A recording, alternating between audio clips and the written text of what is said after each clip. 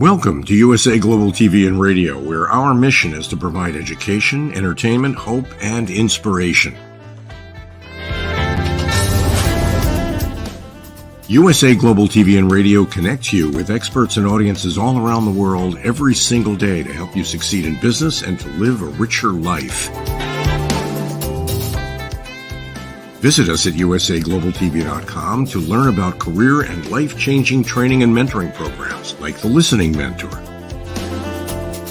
Subscribe to our newsletter to stay informed about our special programs and offers. Discover how you can become a guest on one of our shows or a host or producer of a USA Global TV and Radio show of your very own. That's USA Global TV and Radio, where the doctor is always in.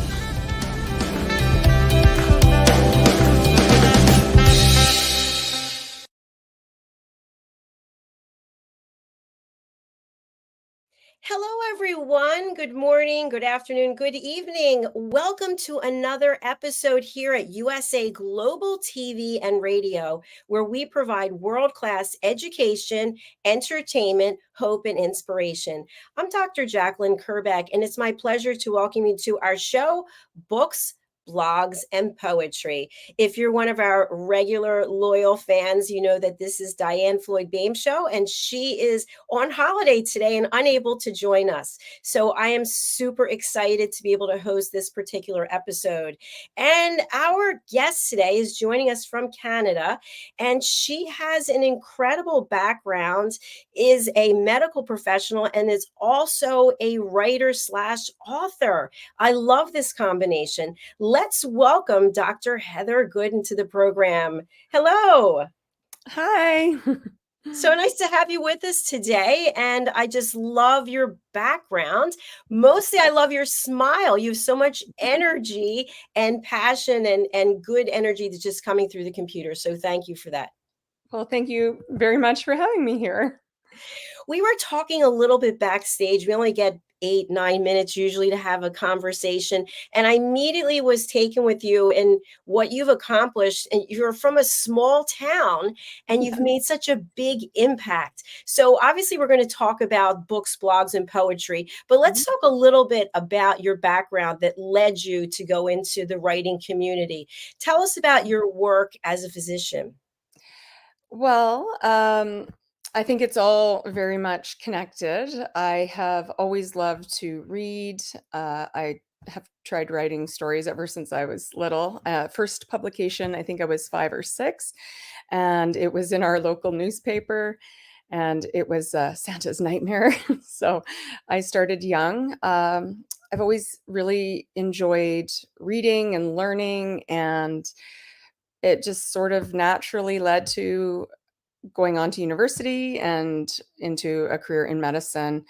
And I always wanted to make the world better in some way if I could. And I think that's probably why I chose to go into family medicine, is because I just really love doing everything and being a part of people's lives from basically cradle to grave. So it just all worked out. Well, congratulations. And family medicine is so important. And I know from what you shared with us prior to coming onto the show, that part of the reason why you started to write was because you were looking for some positive vibes. You were looking for some lights and then some magic. And I was really drawn into that word magic. Can you expand upon that? Well, I think a big part of it was like most people who go into medicine, I didn't really start my career until I was 30 because 12 years of university. And then I started to have children shortly after that. And because I was in my 30s, I had 3 kids in just under 4 years. And I just remember working and being up at 2 a.m. with a baby, just thinking I was never going to do any of the things that would do what I wanted to creatively. And I just started to write. I think my youngest was 10 months old, and I started at first with blogging, nonfiction, just getting some of the stress of work out in a way that I could make things brighter. And then also, of course, writing fiction, which was mostly paranormal, fantasy, YA type books. So I think there can be magic both with fiction and nonfiction, and I hope that I bring that to my nonfiction. Thanks so much for sharing that with us, doctor. A question I have is I have a doctorate, but I'm not a medical doctor. That's a whole different realm. And so I imagine with all the education and all of the learning, and then all of the hands on experience and dealing with patients in person and the follow up care, that's a lot of pressure and a lot of stress. How would you relate that to Yeah. being an author? Uh, I think in life for people, regardless of what we do for a living, we can put as much stress on ourselves as we want to. And whether it is truly life or death or something that is less responsible, I think that the biggest stress most people live through is the stress that we bring ourselves with the way we think about life. And even in the worst situations, if you can see the positive, I think you can get through almost anything. And I mean, I think one of the books that really inspired me when I was first in university as a 18, 19-year-old was probably Viktor Frankl, because really, if you can get through that, you can really get through anything. So I think as an author, you can put a lot of stress on yourself with deadlines. As a physician, you can pretend, because let's face it, if you do your best, really outcomes are never in our control, but we can stress about things that are out of our control in any aspect of life. And would you say that the writing is an outlet for you, or is it an added work job responsibility? I mean, it is definitely an outlet. I have pulled back probably on the volume that I've been able to do since the pandemic, because I am, I went from working a 40 or 50-hour week to sometimes, I don't know, what's 24 times 7 hour weeks. Uh, so I still use it as an outlet, and I want it to remain that. I am disappointed that I can't do as much right now as I was back in 2019, but I am still doing something every day, because really I want writing to be the magic I give myself as well as other people. I love that. I love that explanation. Thank you. So, you just mentioned a number of things: motherhood, medicine, writing, you have a new book. How do you manage to balance all of this and still have a smile on your face and be happy? I mean, it is possible that I have more energy than other people. No one has asked what drugs I'm taking since having children, which I used to get all the time. So I definitely know my energy level has decreased significantly since having children. But I mean, I think the biggest thing is getting a good night's sleep as often as you can, and making sure that you're looking after your own healthcare, because you really cannot pour from an empty cup. And sleep is probably something that has been the most important thing to me ever since I was a little kid. I was the kid asking if it was bedtime yet. And I wake up early, so I get a few hours of silence most days, unless I'm on call. And that really allows me to start the day off with a positive mindset. I can do the writing then and just really focus on the things that I am grateful for, instead of all of the things that are out of my control.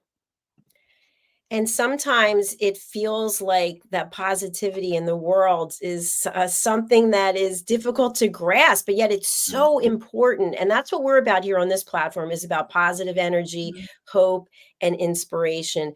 So for anybody who's out there and they're watching this program or they're listening to it and they're thinking, I'm a little bit down, what can you share to help them find ways to lift themselves up? Yeah. I mean, I think it's such an individual journey, but I do know, just like a little kid riding a bike, if you've ever been on a sidewalk, they go where they look. And humans of all ages are very much like that. We will find what we're looking for. So even if we are in the middle of really rotten stuff that we can't change, what can we focus on that could make us happy? And sometimes for me, that may be just a minute of just looking at the sky, because nature is always amazing and beautiful. And if we look for beauty, we can find it, just as if we look for the terrible, we're going to find that. So I think Exactly.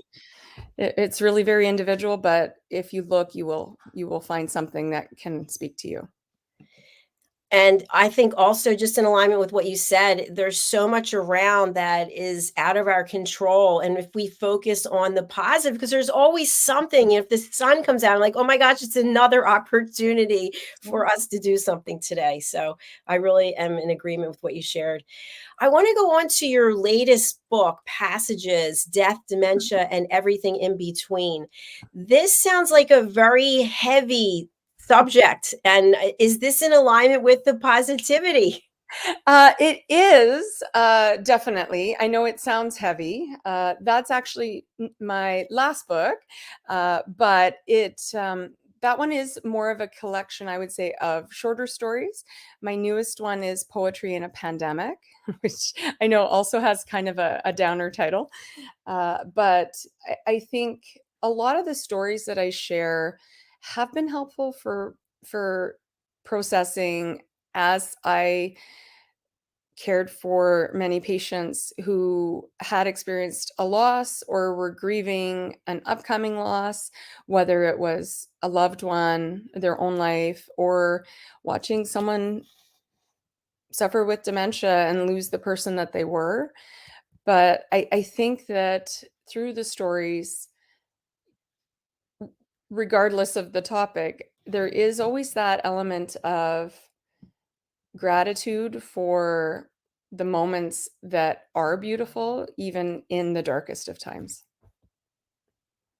Thank you. And my apologies on that about the book. I think I was drawn to that title because my mother just passed away and she had dementia and I was her Mhm. primary caregiver. So I thought, wow, Yeah. this is drawing me in. So we also have a show here called Dementia Home Care. So Oh, we okay. we spend time bringing information to people about how to be a caregiver and resources.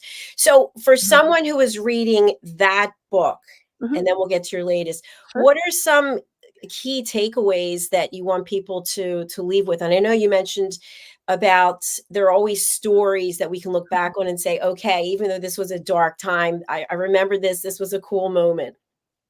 Yeah. I think in a lot of ways, there's a lot of silence and shame around dementia. There's a lot of fear.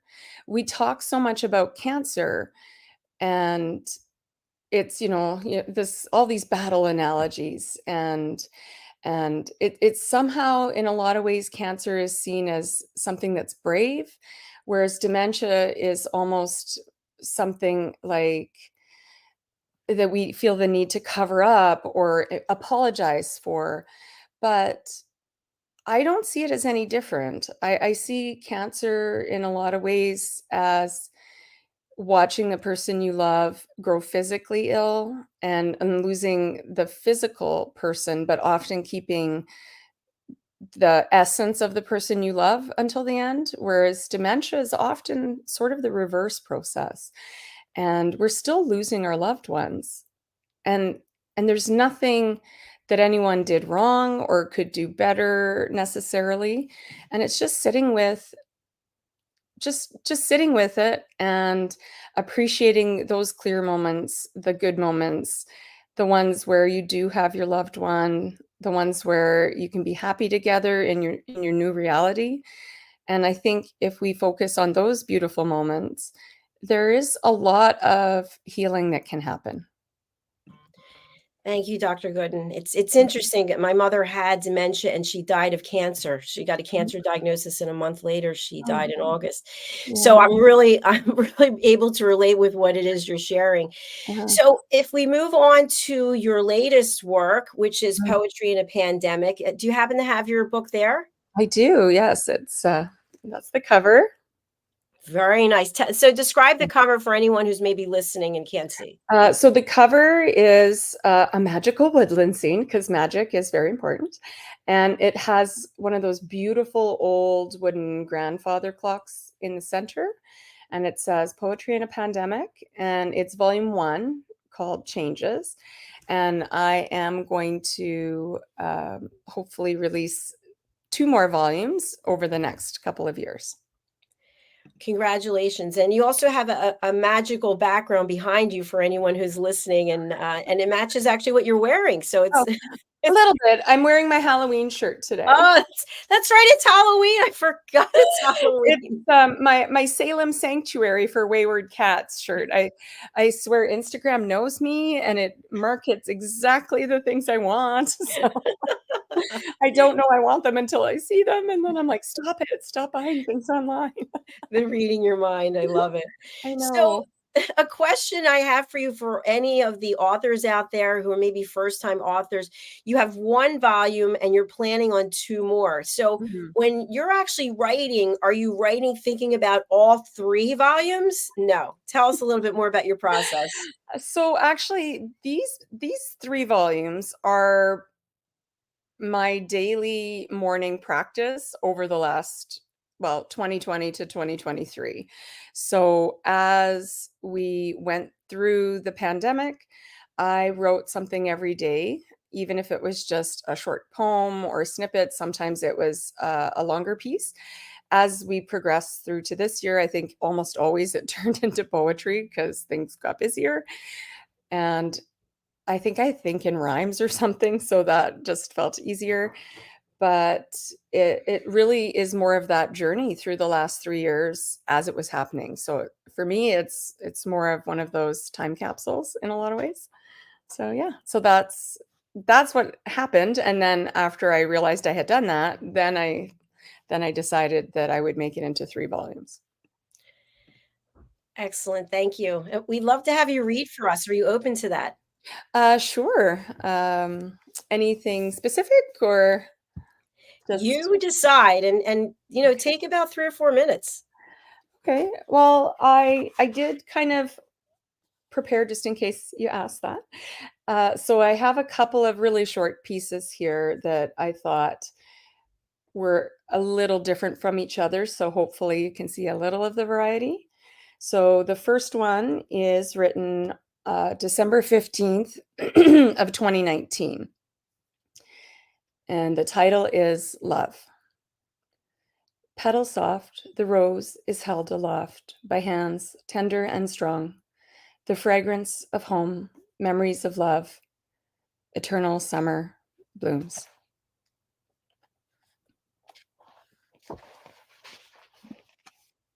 Wow. And then the next one is June 5th of 2020. So several months later. And the title is Forgotten. The overwhelming sensation of something left undone. I've forgotten something, or maybe it's someone. The list of what I have to do grows longer by the day. And while I sit and wonder, time just slips away. Wow. I really can connect with that one. That brings up some thoughts for me as well. I think Yeah. that one really speaks to what it's like to be a working mother and just, everything that is on that to-do list. It So can become very overwhelming. it can, And yeah. sometimes we forget ourselves, right? And that's actually kind of, yeah, the someone that maybe you've forgotten Mhm. is yourself. Mhm. So And there's guilt related to that, right? That always, yeah. Yeah. So I that's a swear, from the age of 5 on, women are taught that they should be doing something for somebody else, or maybe they're just not quite doing it right. and if you do something for yourself, you're selfish. Hmm. Yeah. Yeah. But men aren't taught that No. lesson. So I have these talks a lot with a lot of my patients who are in their 60s and 70s and looking after children and grandchildren and sick husbands and possibly parents and wondering why they feel so terrible. Like, well, you have forgotten that you can't do anything if you don't look after yourself. But And people doctor, do you think, just a quick digression, because I think Mhm, that's a really important topic. mhm. Do you think that when you are in your 60s or you are in your 70s, you've been doing things for other people for so long, is it possible to reframe your mindset and your perspective so that you do start looking after yourself? I think humans are capable of change at every stage of life.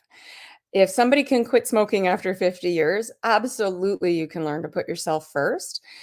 But the biggest part for a lot of people, and not just women, but definitely women, um, is to remember that you are valuable. And just because you have thoughts telling you that you're not doing it right, it doesn't mean it's true. And so examining the thoughts that you have and asking yourself if it's even true is a really good way to start. But a lot of women don't even realize that's the background noise in their head all day long. So how can you challenge something if you don't hear it? Excellent point. And also, who are we surrounding ourselves with? What are we taking in that then we're taking on? Mhm. Well, and I mean, culturally speaking, it is often considered to be the woman's job to do all of this. But traditionally, women had a lot more help than they do now. So we've kept some parts, but we've forgotten the community part that makes it possible. It is absolutely impossible to do everything by yourself. So there's no shame, there's no guilt, and it's not being selfish because we were never meant to do everything alone. So I think that's something to remember if people are thinking, well, this is my traditional role. Yeah, but you used to have friends, relatives, other people supporting that. You can't do it by yourself. You just can't. I feel like you're speaking directly to me. And doctor, would you continue sharing your poetry with us, please? Sure.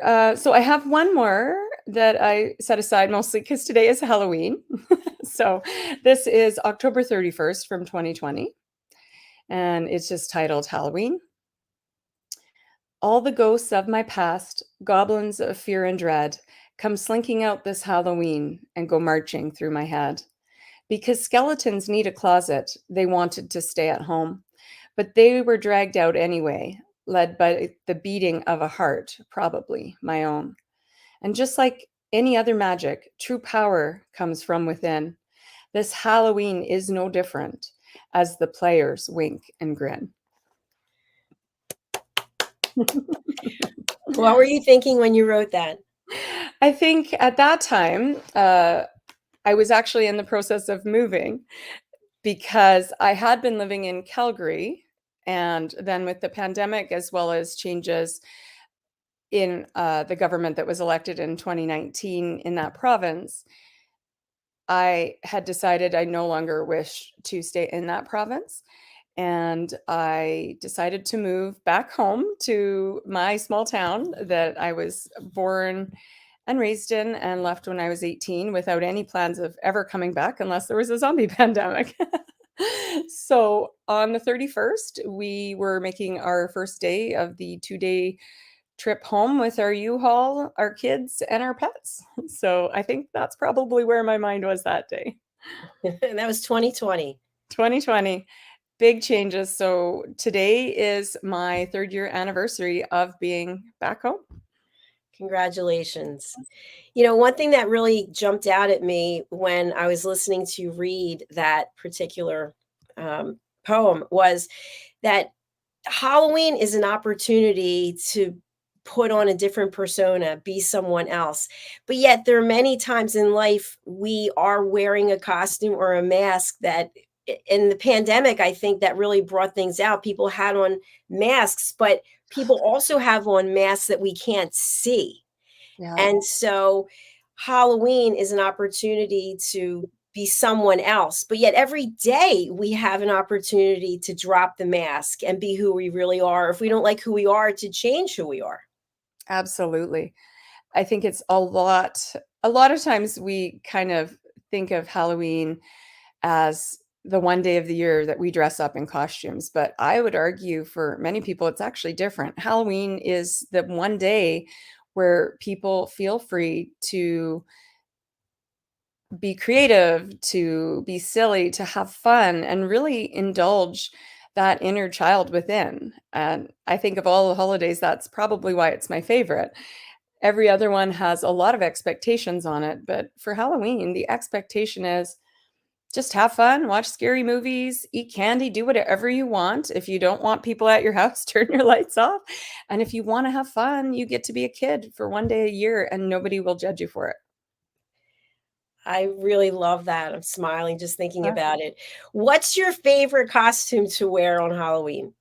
Oh, well, this year I'm going as the Bride of Frankenstein, because I mean, why not? I've had some really fun costumes over the years. One year, actually the first year my husband and I were engaged, we went as I went as dead Marilyn Monroe with like 2 vampire bites on the neck and the white dress, and he went as, James Dean with the leather jacket, but everybody thought he was a page boy or a paper boy or something. So that was a funny costume. And then when I was in school, I think my emphasis, everybody else would go as, you know, something more risque or sexy. And I was just like, okay, how can I be as comfortable as possible?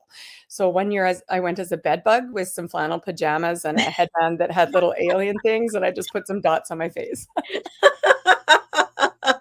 Oh my gosh, I love So yeah, now as an adult, I wear comfortable clothes all the time. I wear scrubs for work and I wear leggings at home. So I don't have to do that. But when you're younger and trying to look nice all the time, sometimes you dress in clothing that's less than comfortable to look a certain way. And Halloween was my time to do the opposite of that, unlike all my friends. So So any parties or are you going door to door? What are you doing? I think I will be tonight because I have an 8-year-old, an 11-year-old, and a 12-year-old. So they are very much in that Halloween spirit.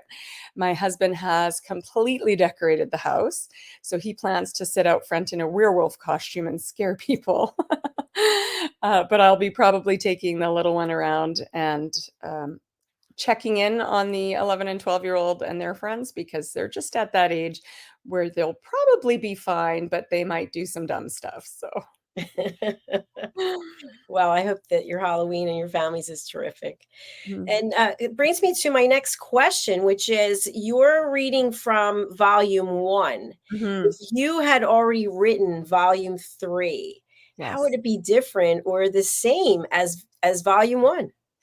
So in many ways it is the same. I would say that the biggest difference is my pieces have mostly gotten shorter because I have been working probably twice as many hours. So unfortunately that has taken away from the time that I can dedicate to writing. But it's a day-to-day adventure. So in a lot of ways there's recurring themes about all of the things that we need to do. I keep trying to get organized. That keeps not working.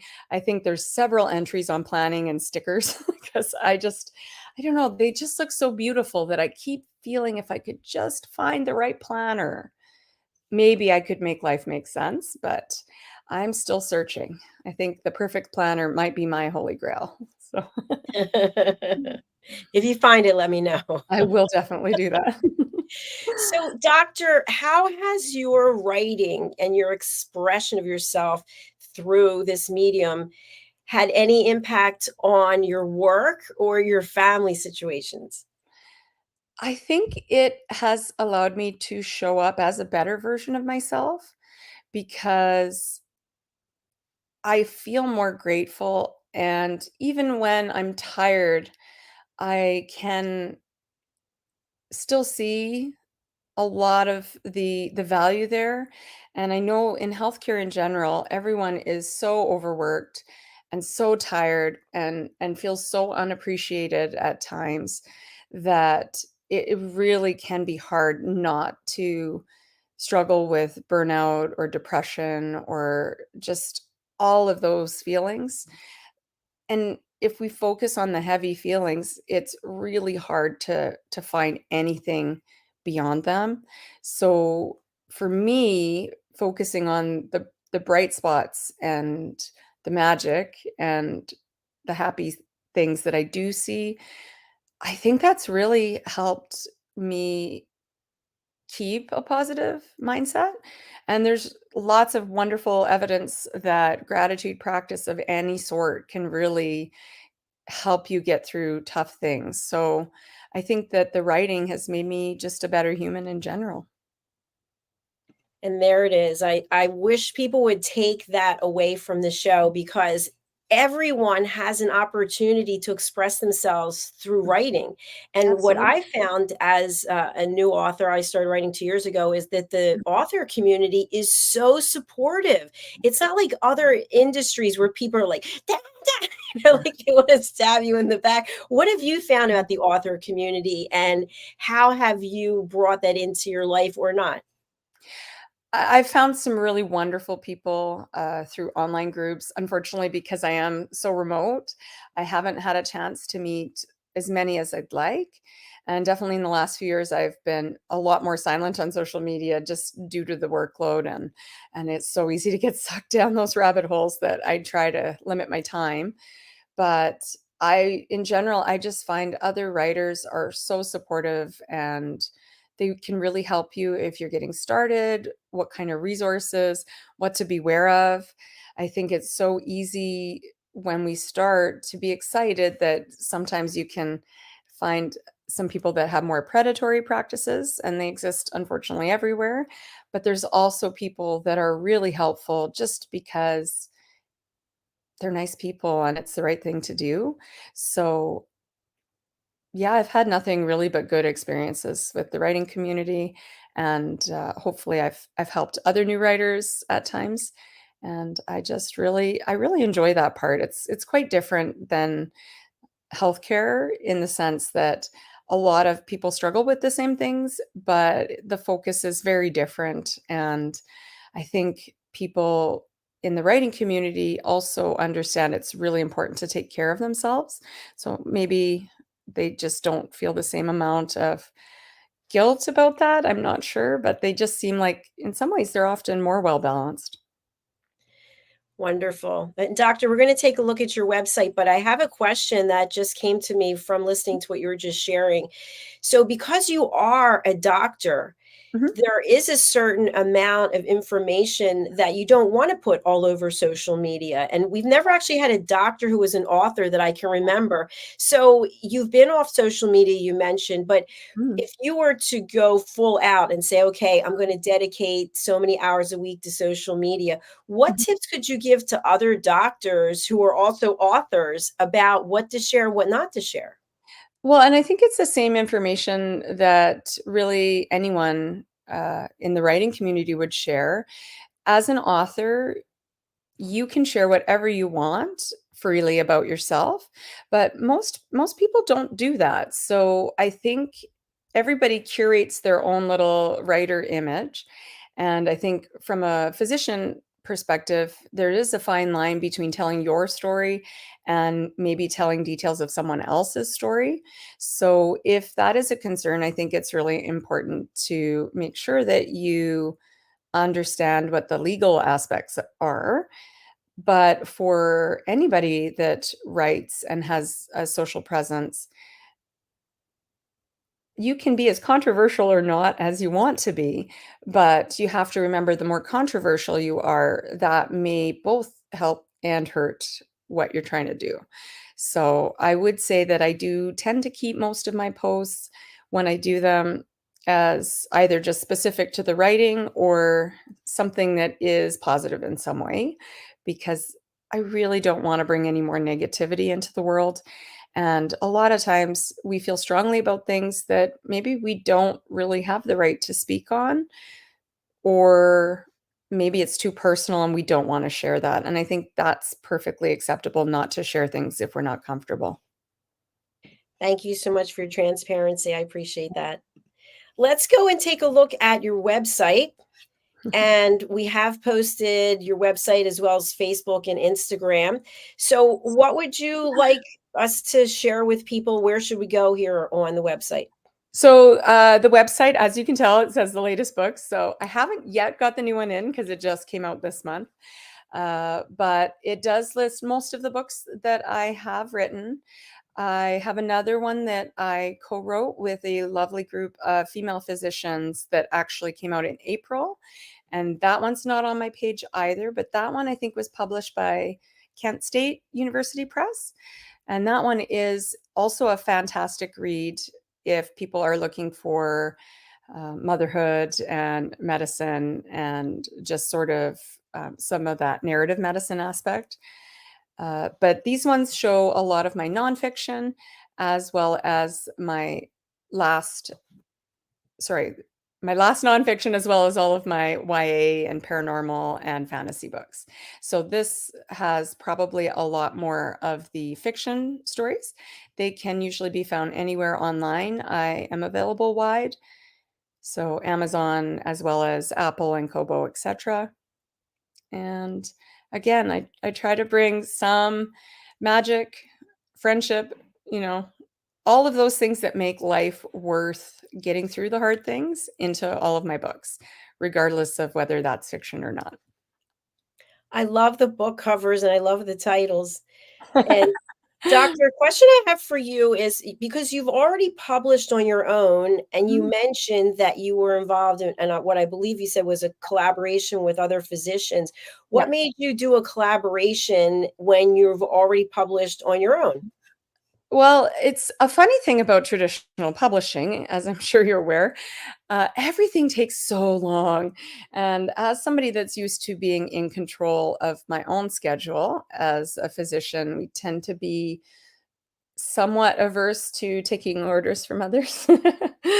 I just, in general, I don't want to lose the control over titles and covers and things like that. So I have been in other collaborations. This one that just came out this year is one that actually has been in the works since 2019. So just to give you an idea, even when a traditional publication has been accepted, it can take years before it comes out.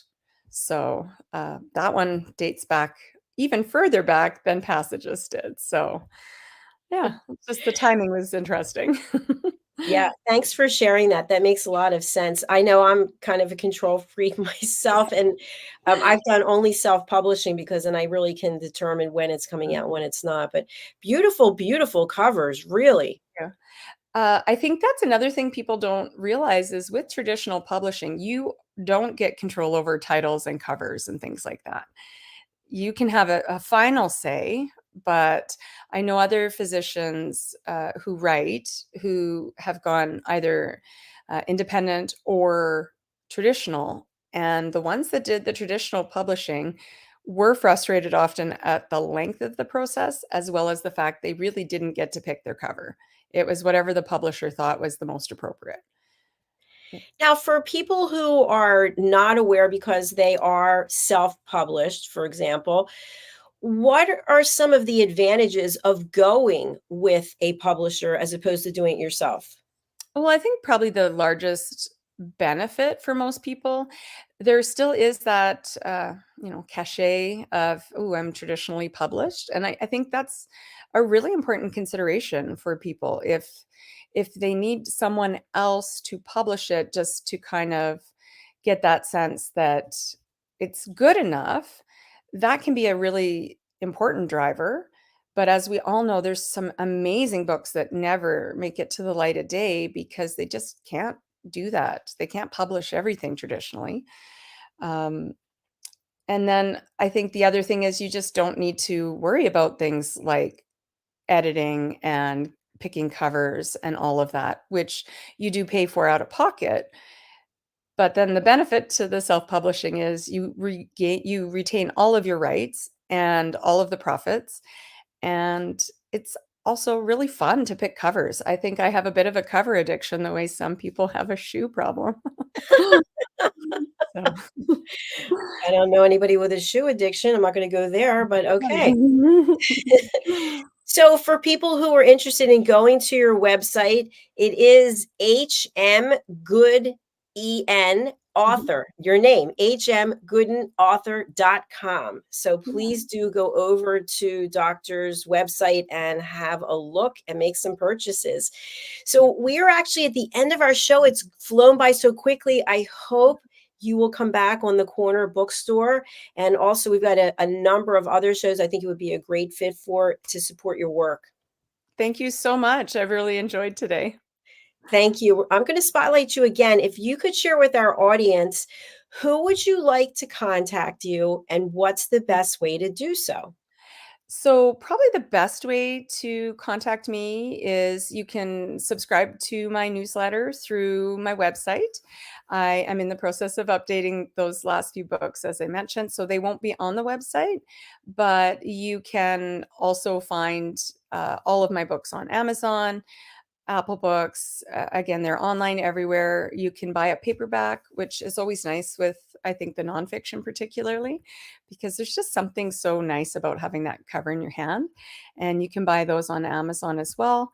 And yeah, my website is hmgoodenauthor. My Instagram is the same. I tried to keep my name the same, so you can find me on Facebook, Instagram, and I would say my webpage. Those are probably the best places to get a hold of me. And I love always hearing from other writers, other readers. Just, yeah, happy to talk anytime.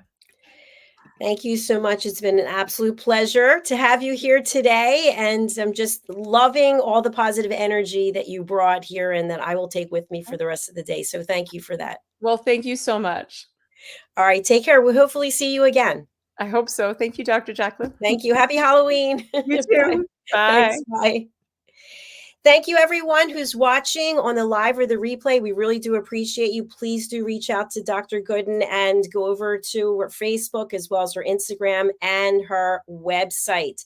That concludes our show for today. We'll be coming right back with Talking Heads, and our expert presenter today is Caroline Heward from the United Kingdom. She's known as the Harley Street Stress Expert, and she helps you bust your stress.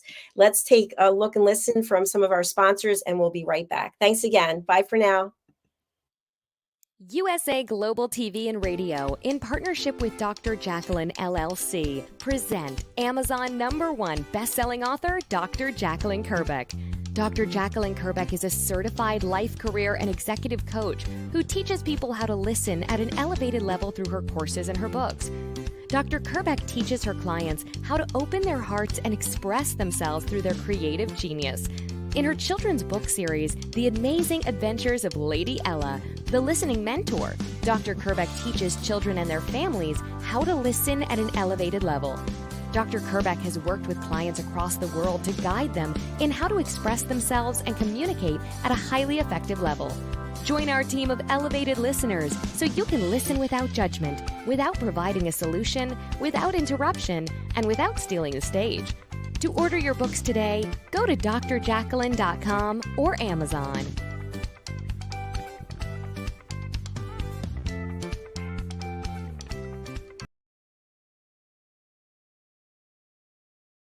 Hello, I'm children's author Diane Floyd Bain, and I am co-host for several of the USA Global TV and radio shows.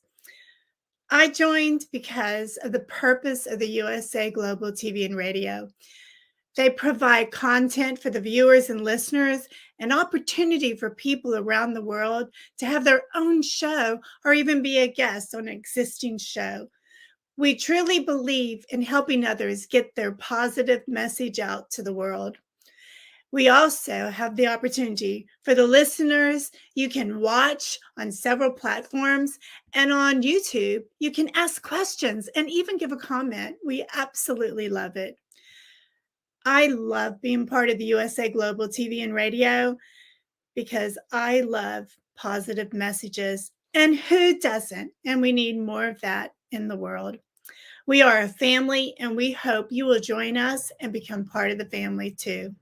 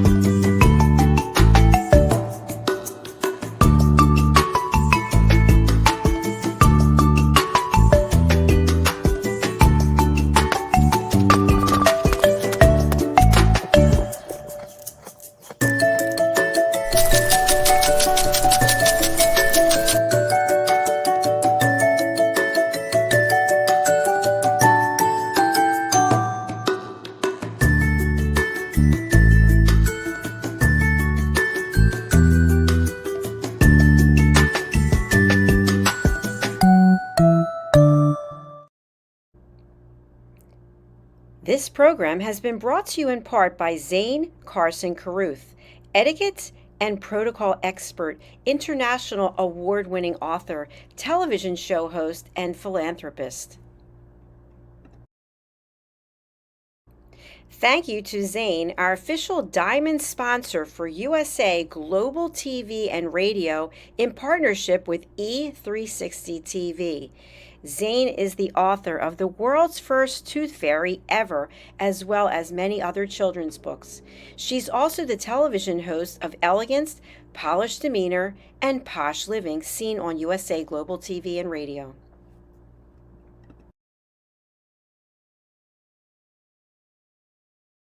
Hi, my name is Zane Carson Carruth, and I'm the author of this book, The World's First Tooth Fairy Ever.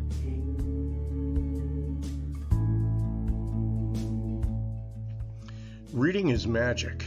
Studies have shown that reading to your children lays the foundation for greater success in life. Reading helps develop language and vocabulary skills. It helps improve memory, and it encourages curiosity and inspires creativity. The benefits are immeasurable, and as a parent, you'll benefit too. In only 10 or 15 minutes a day, you'll be creating more memories and a bonding experience that will last for years to come. So take time to read to your children. Read them books about things that engage and interest them. Tales of fairies and magic fascinate children, and as everyone knows, the Tooth Fairy is at the top of the list. If your child loves magic, wands, adventure, and what child doesn't, you'll love reading them books from the trademarked series The World's First Tooth Fairy Ever. Follow along as Abella, the world's first tooth fairy, accidentally starts the tooth fairy tradition. Learn the tricks of being a professional tooth fairy in the book Abella Starts a Tooth Fairy School. Your child's imagination will soar as you read the adventures of Abella and her magic wand.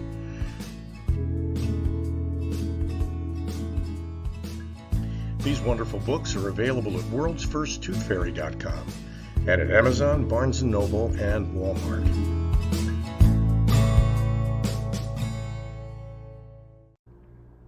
To learn more about Zane, contact her through her website, zanecarruth.com, ZANECARRUTH.com.